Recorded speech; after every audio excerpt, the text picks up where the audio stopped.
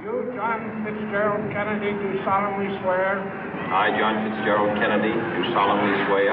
That you will faithfully execute the office of President of the United States. That I will faithfully execute the office of President of the United States.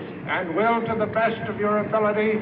And will, to the best of my ability. Preserve, protect, and defend the Constitution of the United States. Preserve, protect, and defend the Constitution of the United States. So help you God. So help me God.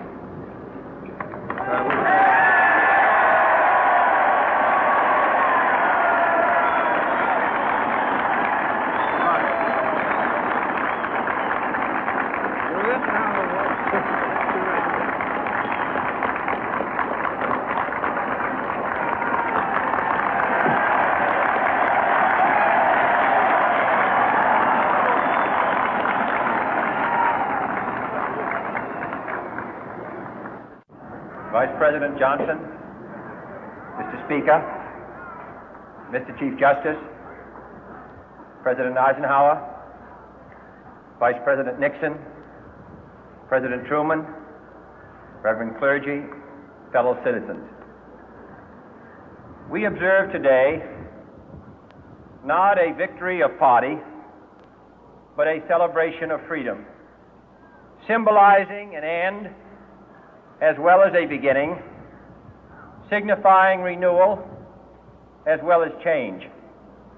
For I have sworn before you and Almighty God the same solemn oath our forebears prescribed nearly a century and 3/4 ago. The world is very different now, for man holds in his mortal hands the power to abolish all forms of human poverty and all forms of human life. And yet the same revolutionary beliefs for which our forebears fought are still at issue around the globe. The belief that the rights of man come not from the generosity of the state, but from the hand of God. We dare not forget today that we are the heirs of that first revolution.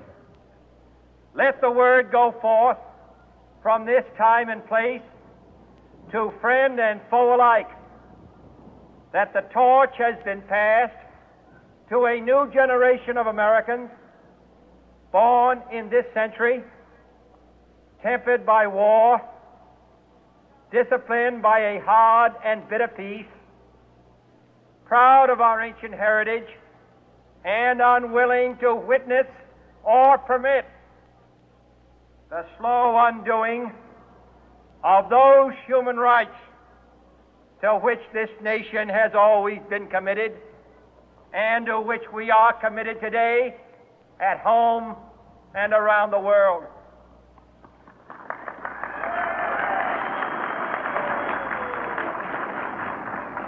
Let every nation know, whether it wishes us well or ill, that we shall pay any price, bear any burden, meet any hardship, support any friend, oppose any foe to assure the survival and the success of liberty.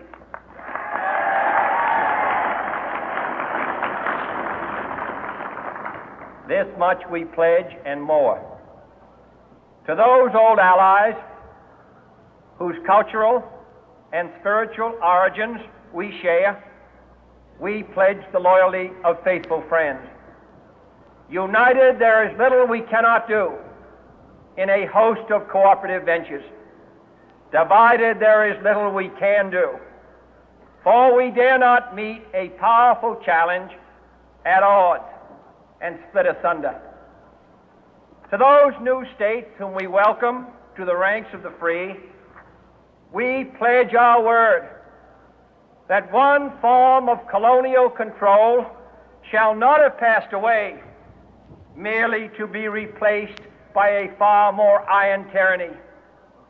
We shall not always expect to find them supporting our view, but we shall always hope to find them strongly supporting their own freedom, and to remember that in the past, those who foolishly sought power by riding the back of the tiger ended up inside.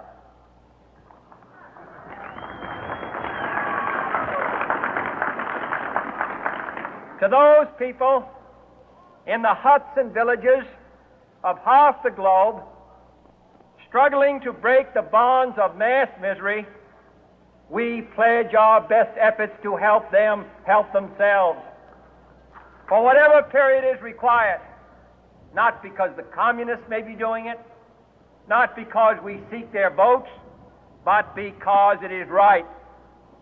If a free society cannot help the many who are poor, it cannot save the few who are rich.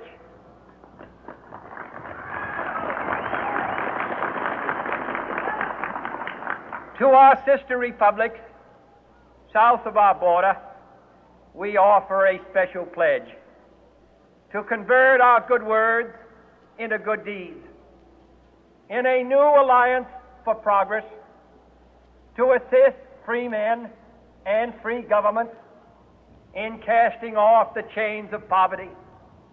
But this peaceful revolution of hope cannot become the prey of hostile powers. Let all our neighbors know that we shall join with them to oppose aggression or subversion anywhere in the Americas. And let every other power know that this hemisphere intends to remain the master of its own house.